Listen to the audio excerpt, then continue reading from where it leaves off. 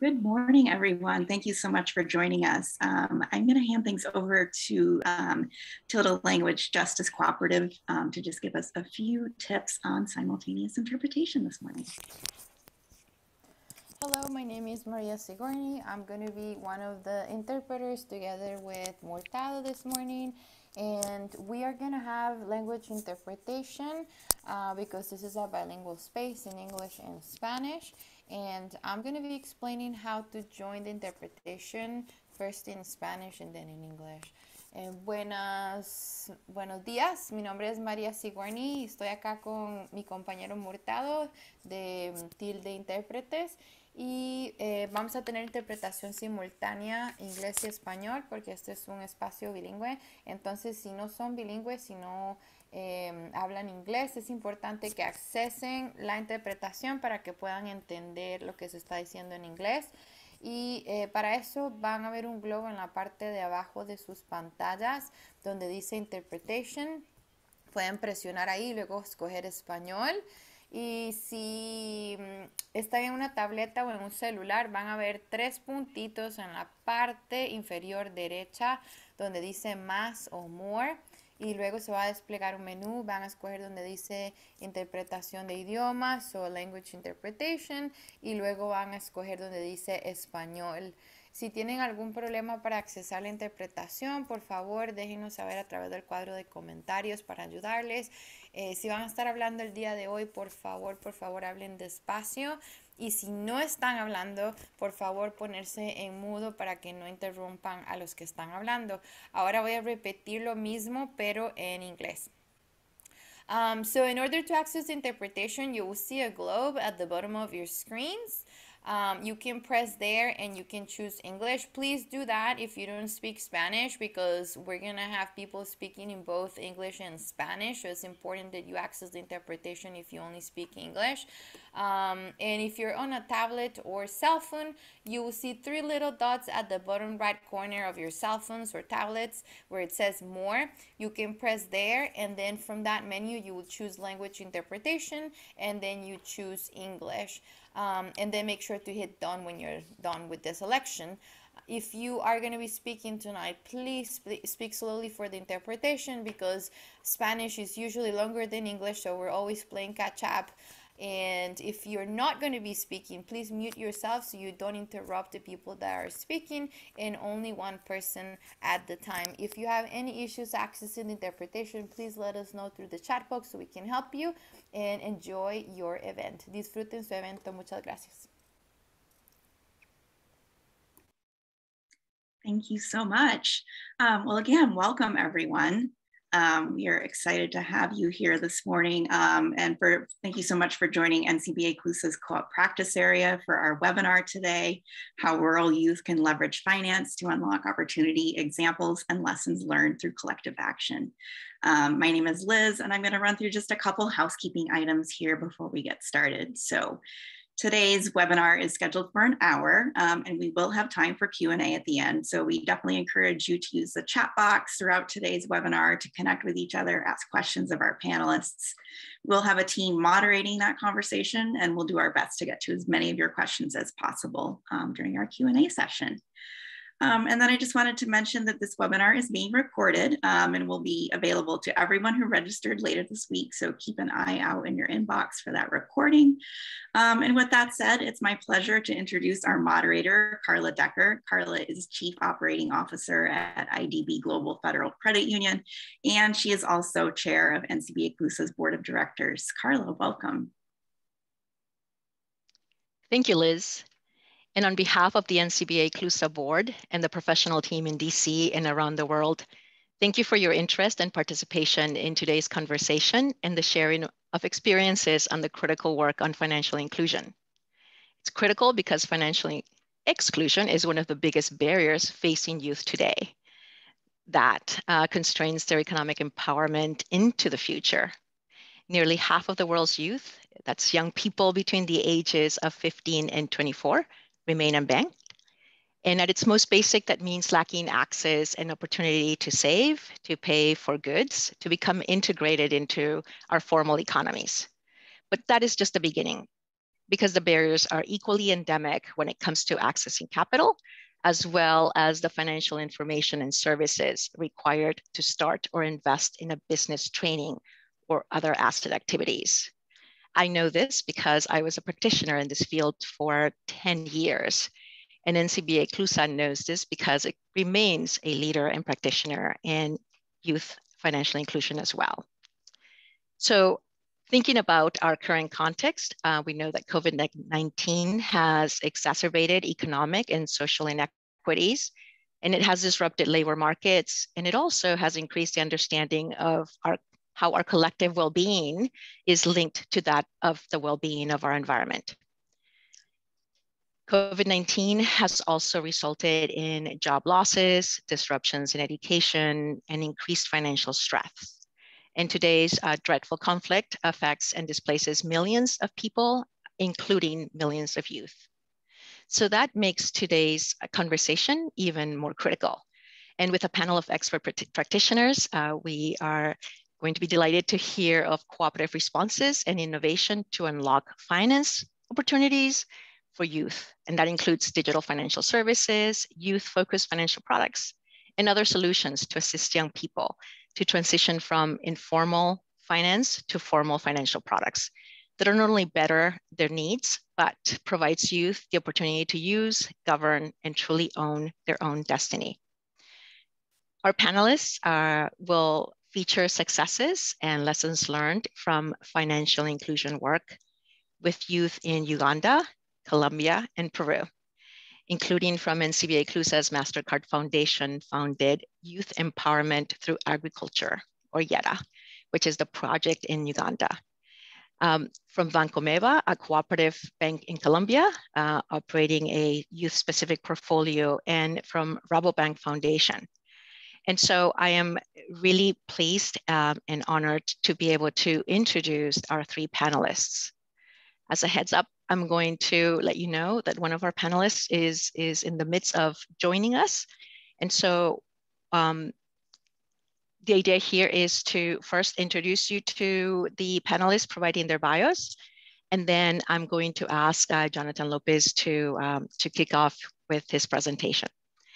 So our first panelist is Jonathan Lopez, financial advisor at Rabobank Foundation in Peru. Jonathan has served as financial advisor since 2016.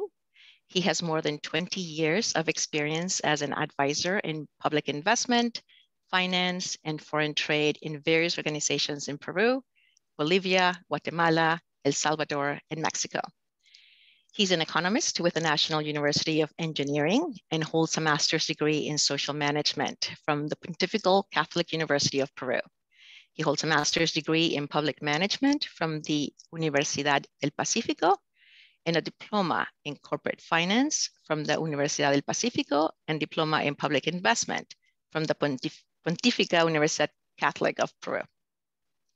Sorry, I'm getting my Spanish and my English mixed up there. Our second panelist, and who will be joining us very soon, is Maria Eugenia Perez. She is the executive director of the Colombian Association of Cooperatives.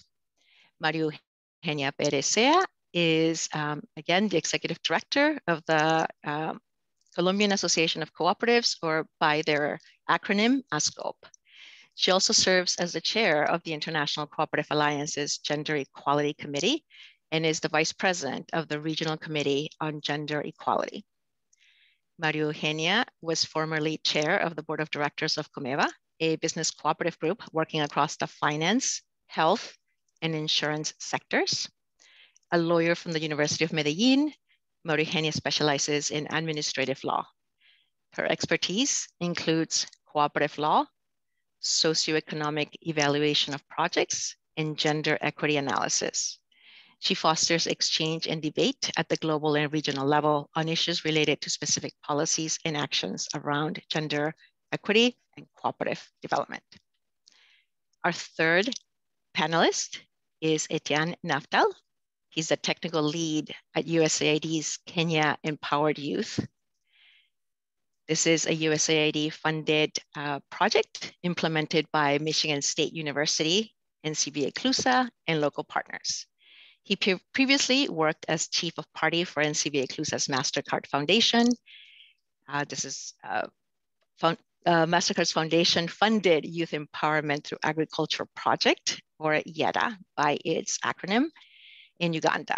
Etienne also served as Chief of Party for Windrock International and was project manager for NCBA CLUSA in the USAID funded Yes You Can project.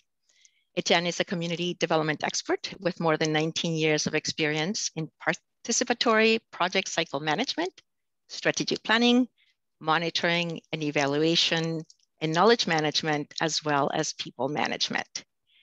So let's give them a virtual round of applause as we join them in hearing about their experiences.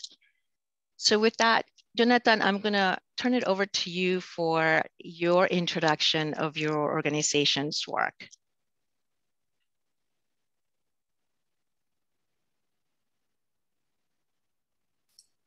Bien, buenos días. All right, good morning. Thank you very much for NCBA CLUSA for the invitation to this event. I'm going to be presenting the experience of Rabobank Foundation. And before that, I want to briefly tell you that Rabobank is a Dutch bank, one of the biggest banks in the world, specialized in agriculture, that has been created some decades ago over the co-op. So the DNA comes from co-op through a foundation that work in all the different continents and developing countries, and shares the work with other social lenders. But we are more focused in those organizations that are smaller in the initial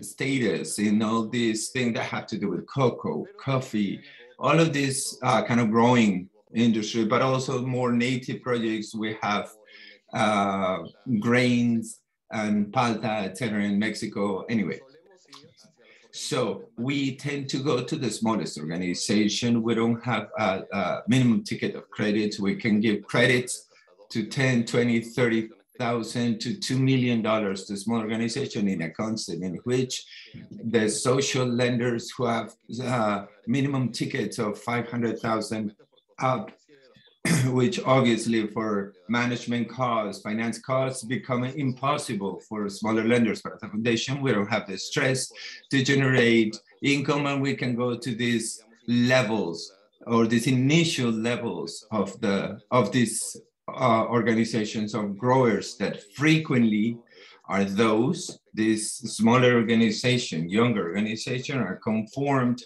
frequently by younger people who, because of a product of not feeling represented or included in older organization, opt for creating their own organization. And this is when more difficulties they have to access to financing. We have had many programs directed to empower the leadership and skill development for youth, but we have noticed that the most important for youth to feel included in the production dynamic trade and financial is that the work that they are in, the productive activity that they do, becomes something powerful. So in urban areas, youth have as first reference to be able to decide what to do in life.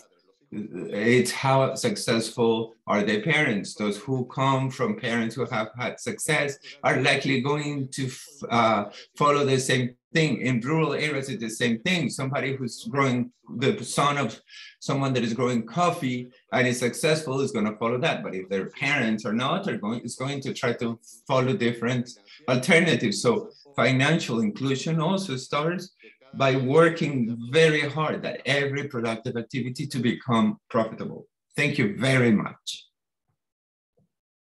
Thank you so much, Jonathan. Yes, fascinating, the perspective of the generational impact. We often speak about generational wealth, but of course the transfer is so much more from knowledge to values, etc. So thank you so much for sharing for providing an overview of your organization's work. We are now going to move to providing you an introduction to the organization that Maria Eugenia leads, and there is a video that we will see on Comeva. So if you wouldn't mind, please helping me with the video.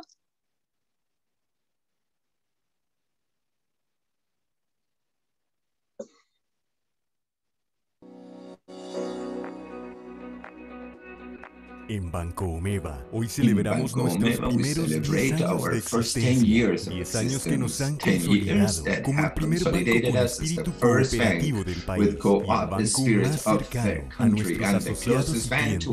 Hoy, la historia nos demuestra el poder de crecer juntos.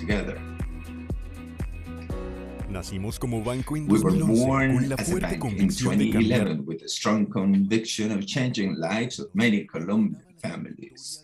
With us, it was working with Comeva Co-op since 1964, was providing solutions of savings and credit and the trust, acquired from 2007 with Financial Comeva or Comeva Financiera. Through a decade, our story talks with pride, passion, and leadership to remember and highlight how far we have come. We remember today those who have believed in this dream, in those who supported hope, a dream that 265,000 clients, and now today is twice as big in hope and faith in our work. It's a long path, but a long path is never long when you have good company, the company of our clients, associates, and everyone. Every day, every effort is reflected in our goals. Our market is duplicated, and we know that with work and daily discipline, we will guarantee our growth. This decade it's been a transformation of actions that have been up to the level of everything Comeva. We're always open our channels of attention that have transformed and closed solutions, visions, and opportunities to our service. We have video calls, electronic bank, what you dream, what you feel can transform. We believe today in the experiences, and we have advanced to new spaces where we generate interactions and solutions. There are immediate. We have 68 offices throughout the country and more than 9,000 Rediva points at a national level. During these 10 years, we have worked tirelessly in position in our clients and associates with a close line, building a service that is positive for everyone. In 2011, we only had 22 products, and now we have a portfolio of more than 32 different products or services, products of high quality, always trying to contribute the achievement of personal and professional achievements. Today is a good day to remember and to look ahead at the goal, so we don't just stay there, so that we increase our effort. Our goal of 1 million will continue, and we will get there. We are a story in the making. Today, more than any day, we understand the power of growing together, the power of going together.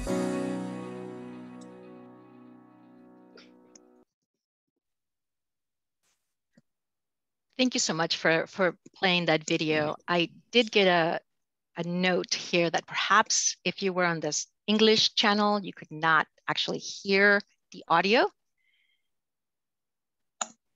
If somebody could just confirm that that was the case. It wasn't like we were trying to give you a crash course in Spanish or require that you like pick up Spanish in a second. But if it was a technical difficulty, our apologies. Oh, folks are saying that they could hear. So thank you so very much. I'm wondering if you could hear a translation or if you could just hear it in Spanish. The interpretation was happening. That's fantastic. Thank you so very much. Maria Eugenia, we actually see you on camera, and I don't want to put you on the spot, my dear friend, but know that as soon as you arrive in your office, you will have opportunity to speak with us a little bit more about your organization and the good and innovative work that you have embarked on. So we look forward to seeing you very, very shortly. With that, I'm going to now ask Etienne to please provide us with an introduction to the Yeta project and a little bit about your work as well. So Etienne, welcome. Thank you so much.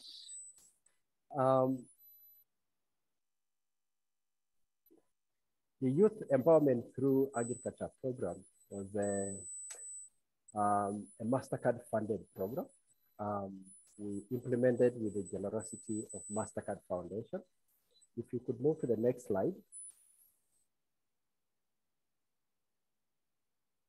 To the next one again. Yes. So this was a 5-year program that targeted to empower youth to develop sustainable commercial enterprises in the northern part of Uganda.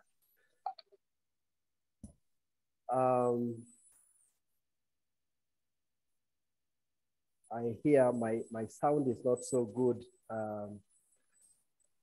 Anyhow, I don't know what else I can be able to do, but I hope it will get any much more better than this, maybe. The project was targeting to work with the youth aged 15 to 24 years, and we worked in 4 districts in Uganda. That was in Masindi, Kiriandongo, Kole, and Dokolo districts in the northern part of Uganda. Next. Etienne, I'm so sorry to interrupt you. I'm wondering if perhaps, would you be able to put your microphone closer? Okay, let me try. Much Is it better. Any better? Yes, thank you thank so you. much. Thank you. So okay, we implemented this program through a group model. We organized youth into youth groups. By the end of the program, we had been able to organize youth into about 850 youth associations. And these youth were able to internally be able to fund, raise their resources through the Village Loans and Saving Association, which was very effective. These youth, once they matured and once they were able to put their resources together and be able to loan as their businesses were growing, they were able to start forming circles. By the end of the program, we had 2 very flourishing circles that were formed out of the youth who were in the 850 youth associations. We were also able to partner and work with other formal institutions, including microfinance institutions and formal banks in Uganda. Those included DFCU Bank, Equity Bank, Centenary Bank, among other banks that we were able to work with. The idea was that once youth were able to do savings in their village loans and savings, they were also learning the art of being good clients. Then they were able to start forming their circles. Out of the activities in the circles, some of their businesses were able to grow. And so there was need for them to look for more resources to expand their businesses.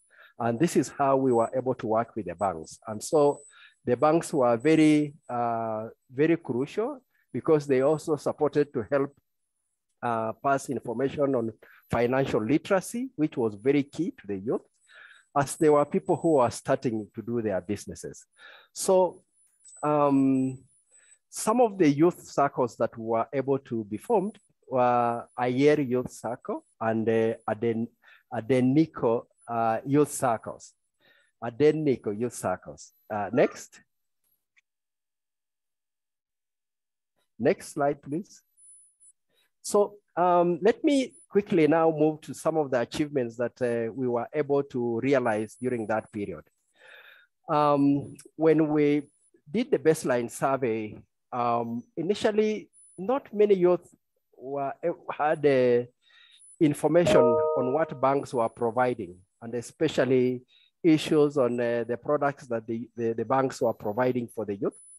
I want to say that by the time we were ending the project, the youth who responded and who were able to tell us how much they had benefited from getting information about products that were able to be provided by financial institutions, both the microfinance and also the regular banks, rose from 9.9 to 67%, which I think was a very big achievement. And this points to the fact that we were able to really partner very well with the financial institutions in terms of encouraging the youth to be able to work closely with the banks and grow their businesses.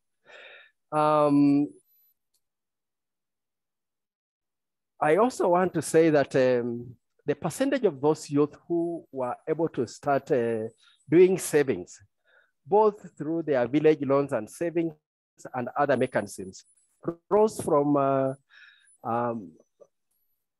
it went up to about 124% of the target group that we had intended to work with. And so from 5.5, the percentages of those youth who started saving, some of them were saving even in their mobile phones and other mechanisms, rose to 64% of those youth that we had been able to reach. This was a very tremendous increase, and we think this was a very big achievement. The other one was that 72% of the youth had actually learned on how to be able to plan for their resources and funds. Initially, youth had indicated that most of them had not gotten enough information and they were not able to manage their finances. And by the time the project was ending, the percentages had risen up to about 72%, which was to us was a very big achievement. Next slide.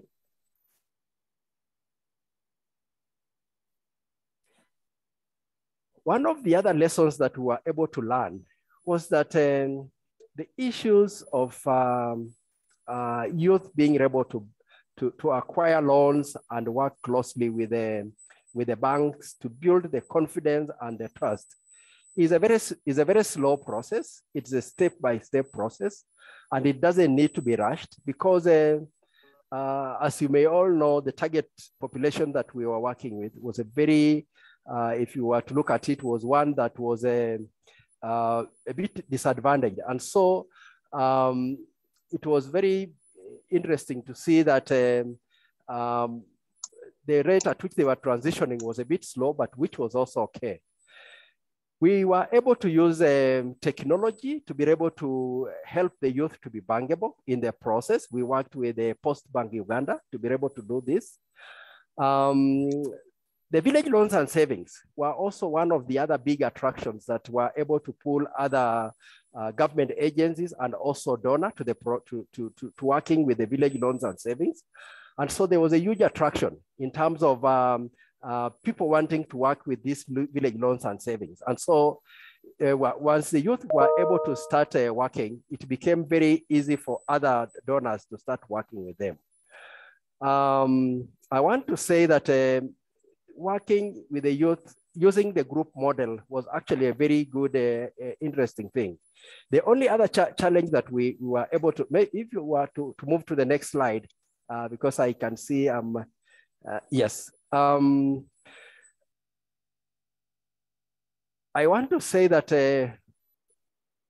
for example, a year youth circle currently has 509 members. 426 of them are youth. So they were able also to start loaning to other adult people in their communities. And when you look at their portfolio, approximately right now, they have over 6,000 in terms of portfolio, and also approximately 8,000 in member saving. Maybe let me just ask that we transition to look at a video from my year youth circle. Sorry that I had to rush it.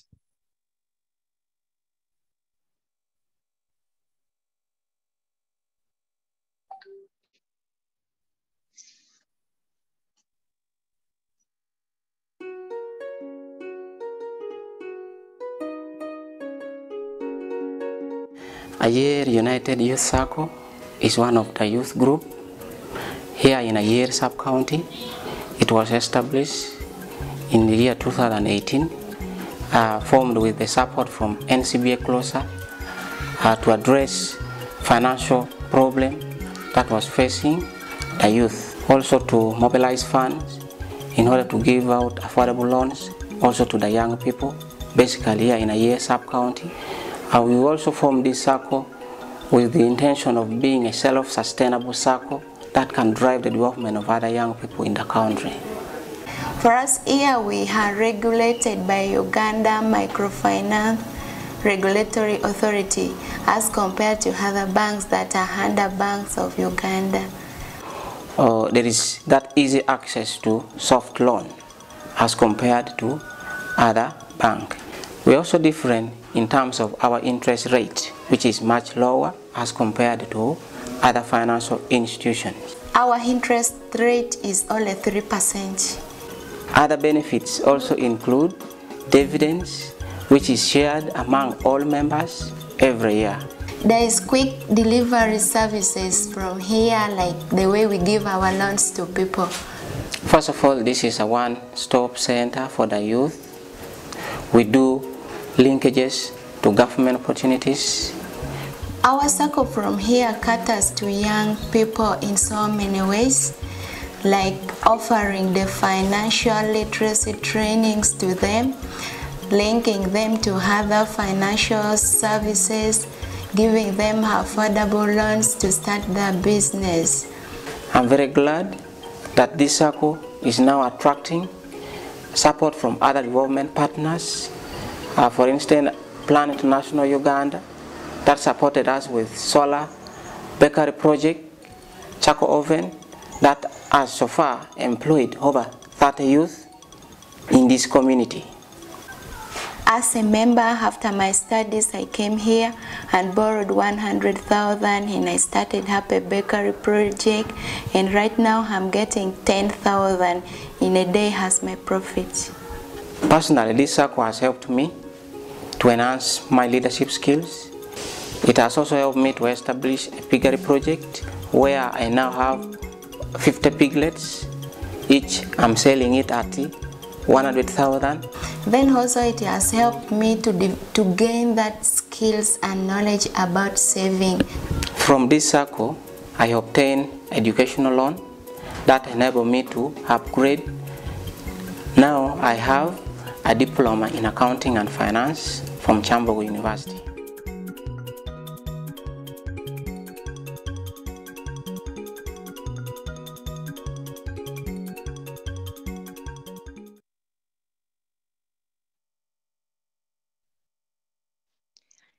Etienne, thank you so very much for the introduction of the Yeta project. I know that you perhaps felt a little rushed, but the video really supplemented the information that you provided, so I really appreciate that. We are now going to move into a short question session with our panelists. And I see Maria Eugenia is back in her office. And so Maria Eugenia, I do not want to put you on the spot. So if you're not ready yet, just let me know. But perhaps we could start with you.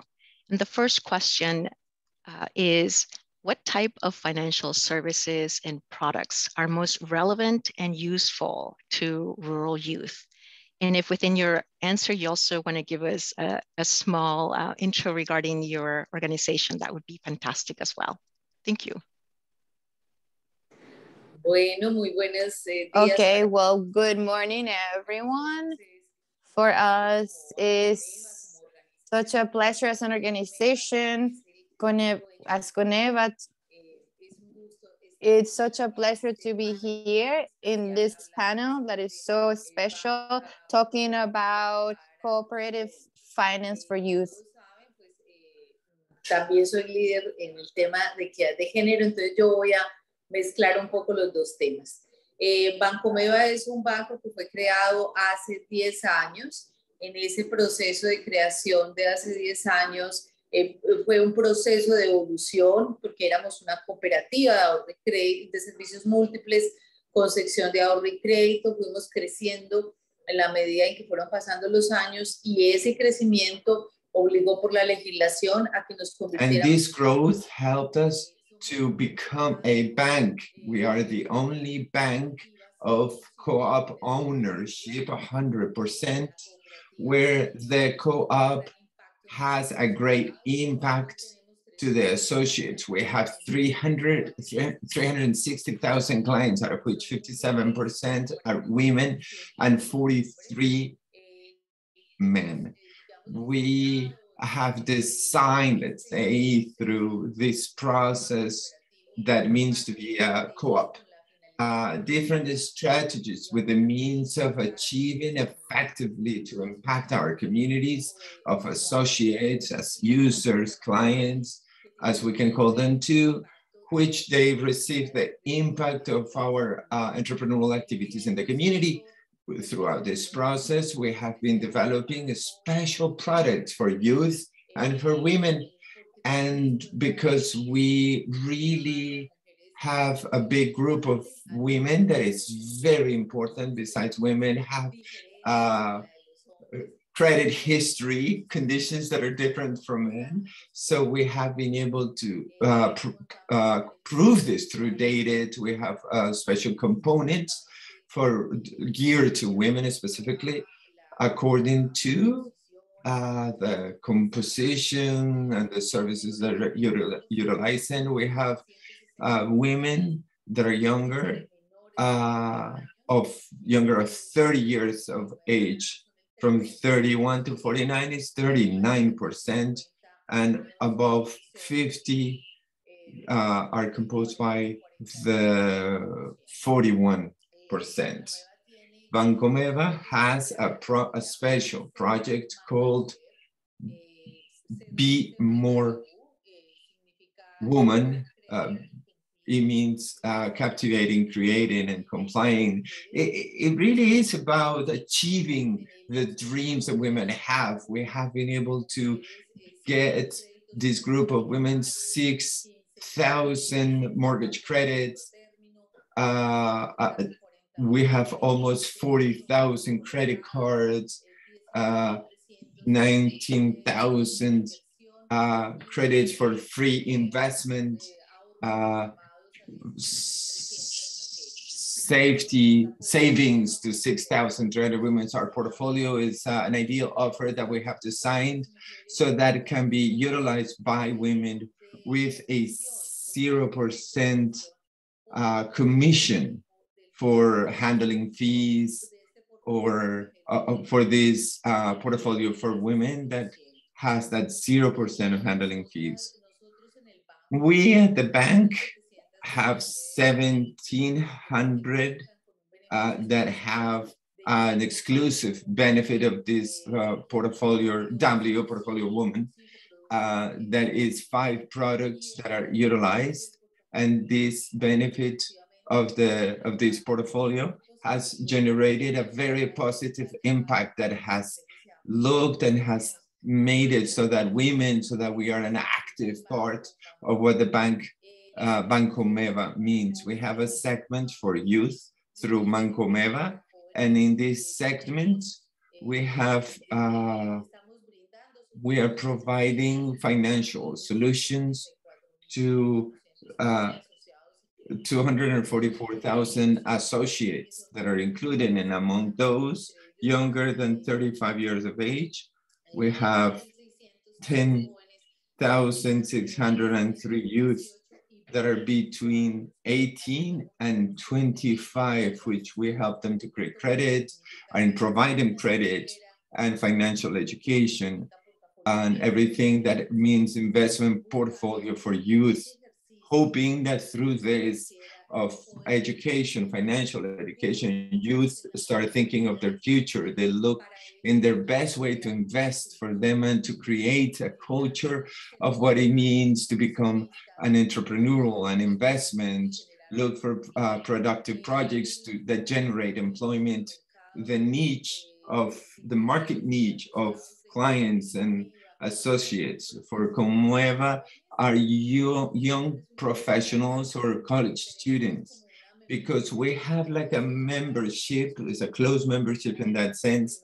So that's why it is not the same to speak like my colleagues are talking, because we have a closer membership or a more closed membership, because what we're looking is for our young professional or college students give a look to the crops, to the fields, and why to prioritize that. And for this, they definitely need a financial help. And that's why Banco Meva is opening lines of credit to help them with soft credit lines with zero cost of account management, handling fees, and so on. So that it's through this process that we also do through the Fundación Comeva, which it is a process of structuring. We look that the Colombian crops comes back to life, that they happen through the peace processes that keep on coming and keep on happening. And through this process, we have the opportunity to intervene as a co-op, to support and to look for youth to come from the cities and are able to come back to the crops, to the fields, but with quality of life, with infrastructure, with the possibility to build their dreams. So that is our position with this. Muchísimas gracias, María Eugenia. Thank you so very much. Thank you. I'm going to move on to the other two panelists as well, and ask the question about the financial services and products that are most relevant and useful to your youth stakeholders. So, Jonathan, how about if we continue with you?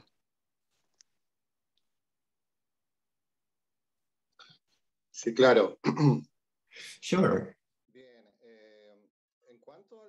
Regarding financial products that are most attractive to youth or more necessary for them, I see that there are those that help them become more competitive, those who help them strengthen the capacities of generating income.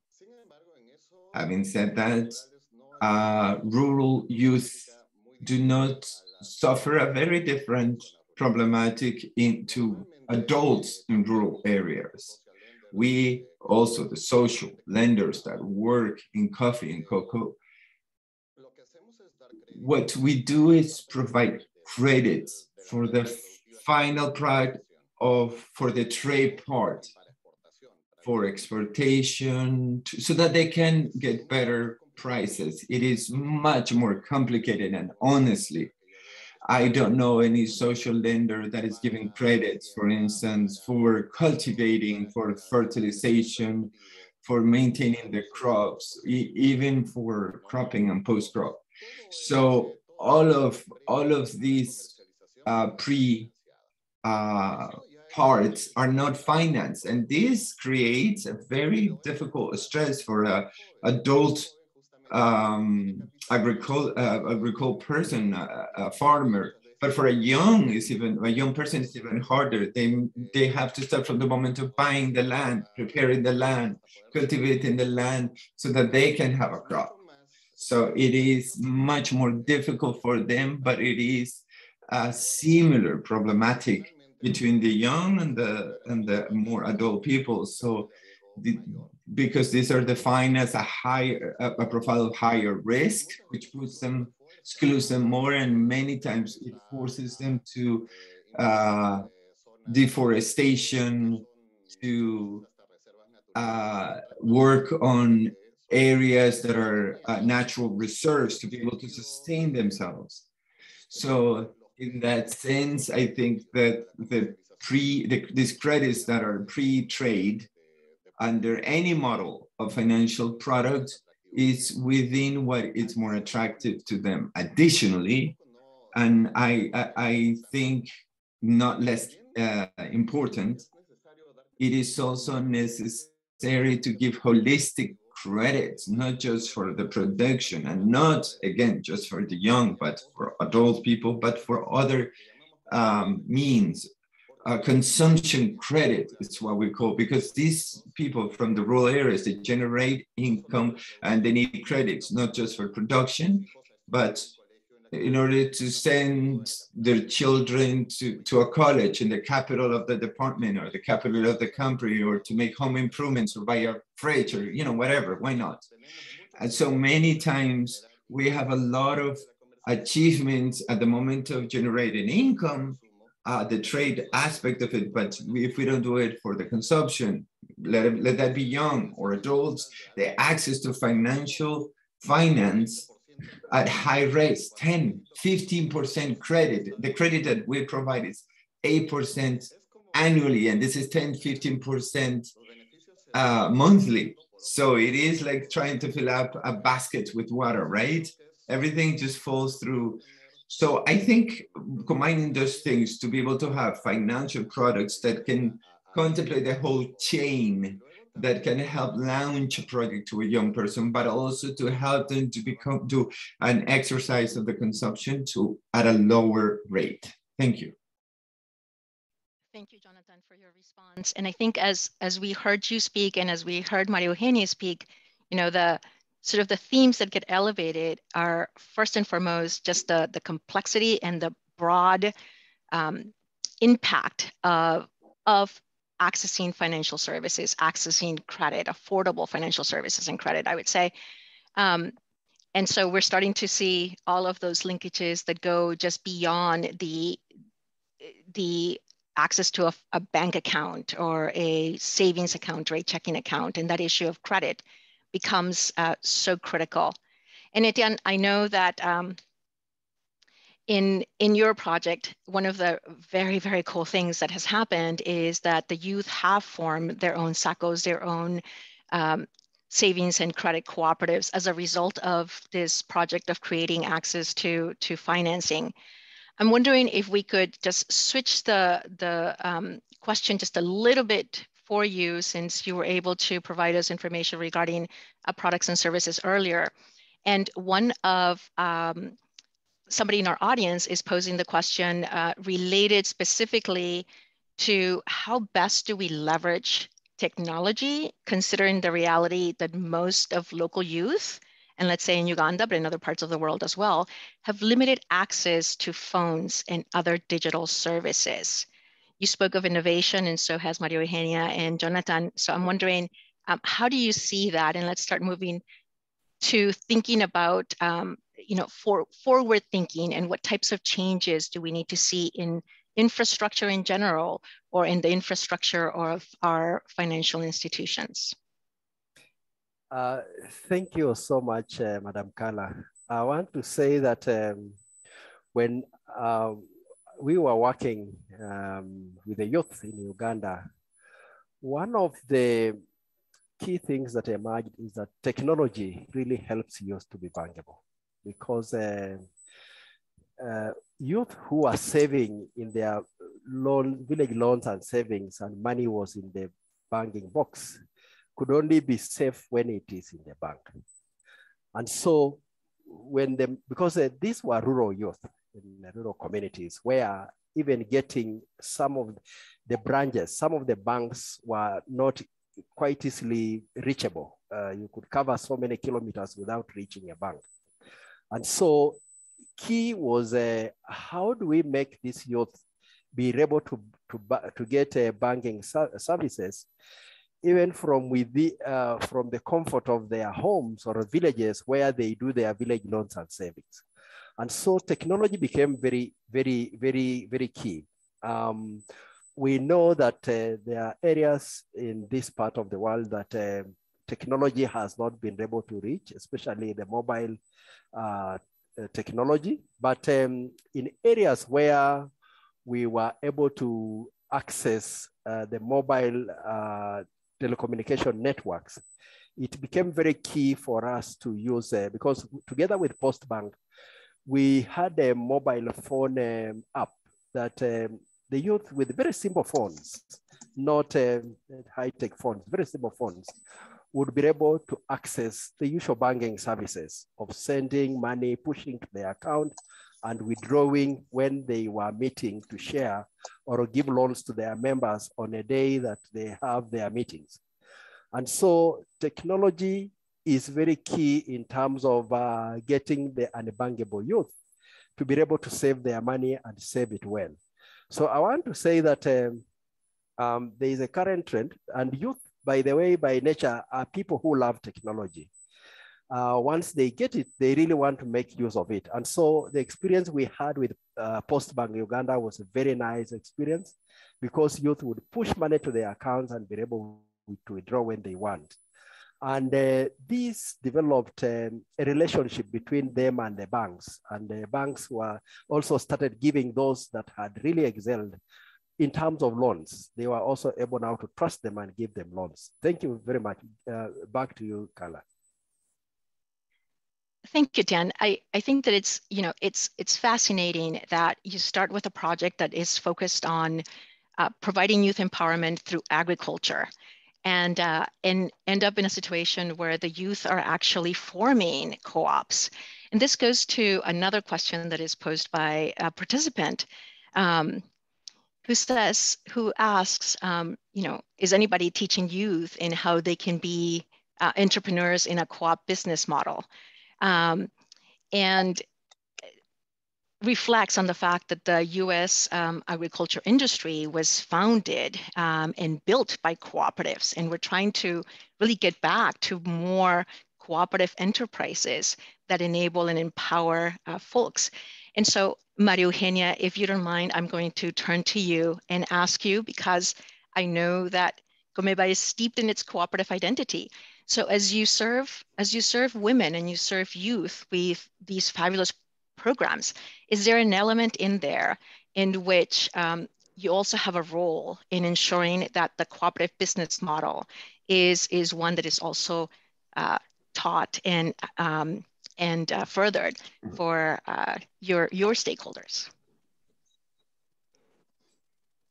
Sí, claro que sí. Yeah, of course. We have worried about doing three things: the financial education for youth, because they don't know that innately, they need to be taught. And secondly, to how to be entrepreneurs and to be a co-op entrepreneurs with their values and principles, so that effort that we do with our funds that are placed in very special rates for our associated youth can have the support with the Coneva Foundation, which goes through a formation process about co-ops and what it means to build your own business. And we help those youth, the rural youth, since they have the idea and they want to get a credit until they have built their business. And we help them with the technical support. We have alliances with universities and governmental offices that help them so their businesses are successful, because we know that the line from starting a business is between the 18th and the 24th months. After you go through that period of time, it's very probable that the business will keep running successfully and will have a good future. And Coneva has understood that the money from the co-op and the users, as well as the co-op, when they get credits through the bank, will not get lost, and you don't face a catastrophe through that entrepreneurial effort. And we need to have an integral effort with Coneva as a co-op, the bank, and the Coneva Foundation will work together to guard that new business person that will be thinking of working as a co-op and trying to work on those lands that are rented or that are owned by their families, and to have this business opportunity to support the community. And so the member can be interested in working with us. So we do those three things, and to be honest, the experience has been very, very positive. Thank you so very much for that response. It really does provide us with that vision of what can be done and what has already been done, and we can learn from Comeva and your experience. We have one last question, and it's still forward looking. And so I'm going to pose it, and anybody who Any of the three of you who feel prepared to answer, please do so. So the question goes like this. Within the youth community, cryptocurrency is becoming mainstream in some countries, the Philippines, for example, and it gives access to new ways of financing. What do you think about this? And do you see or already experience some other ways of financing?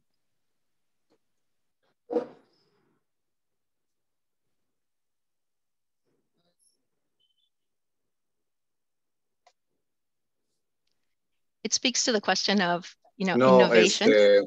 Jonathan, gracias. Sí. Desde Rabobank, honestamente. I honestly, as a foundation in rural communities, we haven't even thought, honestly, to work with crypto money. The most that we're doing technologically, and we haven't even implemented it, is to find different technological ways so that in rural communities they can access to electronic wallets through their cell phones so they can do transactions, and also through different ways so they don't have to use internet. But that cryptocurrency, we haven't.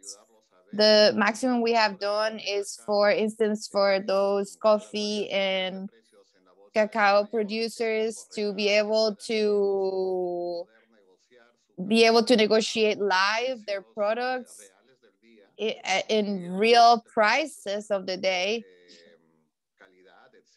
and because of their quality. But I think we're still very far away from using cryptocurrency. In Comeva, we haven't even really thought of it. I would be lying to you. Well, I think that this is an example of an area where we as cooperatives can also learn from each other and elevate all of our capabilities so that we can come up with a solution. I think that conversations like this is all what it's about. One final question posed comes from Armenia, and instead of opening it to our panelists here, I'm going to try and wrap this session by answering the question, or at least just providing my thoughts on it. And it is, how do these programs get publicized to broader audiences, larger communities, beyond what are our cooperative members or even our cooperative movement? And I think that it is by learning from one another. And it is by ensuring that, as all of our esteemed panelists have noted, partnerships are so important. Partnerships and long-term commitment. I loved hearing about Comeva's experience over the years. I loved hearing about the fact that we're focused on those folks who are most disenfranchised, women and youth, and empowering them not only with financial services that focus on consumerism, but that, to Jonathan's point, it's a holistic response to a person's need or a person's ability to elevate themselves. And I also really did appreciate very much the question on building cooperative models from the learnings and the services that we provide. Because ultimately, the idea behind financing is to create that access that really enables everybody to benefit from what is a formal economy, to be able to participate in it, to build wealth from it. And so I really appreciate the three of you joining us today on behalf of an NCBA CLUSA. We thank you, Maria Eugenia and Comeva, Jonathan and Rabobank, and Etienne and Yeta for being here with us today, and all of the participants. Very much appreciate your questions and certainly your interest in furthering this topic. So with that, thank you so very much, everyone.